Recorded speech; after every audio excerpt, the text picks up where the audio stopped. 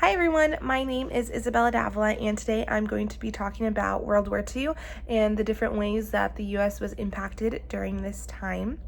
So to start off, I'll just jump right into it. One of the main differences was that the government had to become much more involved in daily life.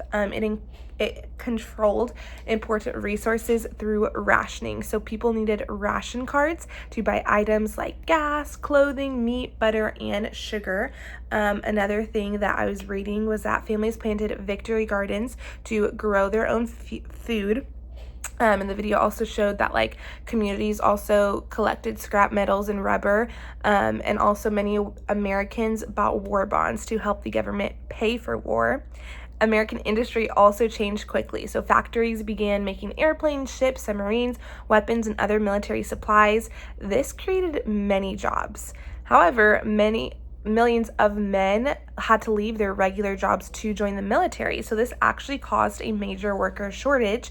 And so because of this, women and Mexican workers helped fill many of these open roles. Culture and media also became part of the war effort. And so the government used campaigns to convince people to support the war. One example of this was the Rosie Riveter, or I forgot how it was pronounced, but her message showed that the women could handle important factory work, that they could do it. And then movies and baseball also continued during the war. So they gave people entertainment, and this also helped keep their spirits up. And it also talked about how we're supposed to choose two groups. I enjoyed reading about all the groups, but the two groups that I chose were the women and Japanese Americans.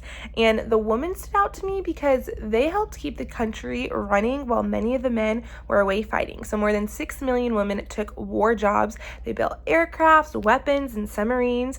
It talked about how millions of them repaired cars and fought fires and worked in construction and kept farms running, and how some even became doctors and lawyers and journalists and chemists and engineers. So another thing it's talked about too is that more than 300,000 women joined military units, and they actually worked as translators and telegraph operators, which I thought was super cool, and even said that some also flew new airplanes to military bases. So I just thought that was so amazing, and it really did inspire me how they stepped up into these roles that wasn't necessarily culturally the norm beforehand.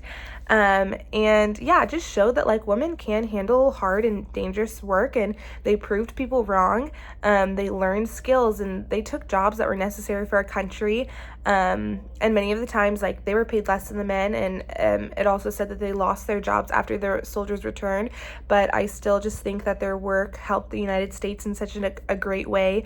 And yeah, just continued providing support for the United States and providing support for the troops. So I thought that was amazing. And then also the Japanese Americans also stood out to me just because of what they went through. So after Pearl Harbor, it said that about 120,000 Japanese Americans were forced into these internment camps. And it just broke my heart reading about them, that many of these were American citizens, but families lost their homes, their belongings, their privacy.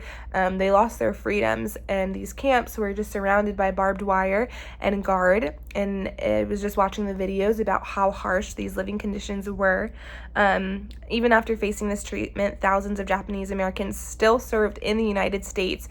And so there was many soldiers that joined the combat team, and they fought in Europe while their families faced racism at home. And the unit earned thousands of military awards, it did say. And Japanese American translators and code breakers also helped during the war. And yeah, overall, this just impressed me because they continued to help a country that had originally treated them unfairly, which I thought was very admirable of them to do.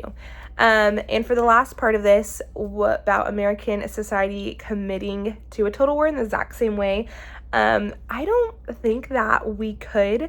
I do think some things might be similar. I think the government could ask industries to change production, and people might be willing to serve and conserve things. But I also feel our country just feels so much more divided now, and I feel people have very different political views and don't trust the government as much or each other.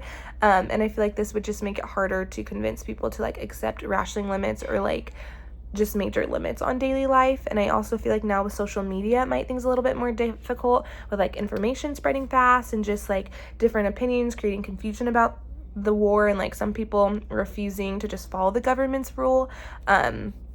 So So I'm not really sure. I also just feel like we are so used to having like quick access to food, gas, clothing, and other products now, which is like how fast we can get things. And so I just feel like I don't know if we would be able to like make that sacrifice. So I'm not sure. I still do think that we could come together in if there was like a major crisis, but I just feel like I don't know if the unity would last as long. So I'm not really sure, but that's just kind of my thoughts. And yeah, I hope you guys enjoyed this video. I enjoyed learning about this so much and just learning about all the different ways that different people groups were impacted. So thank you guys so much for watching.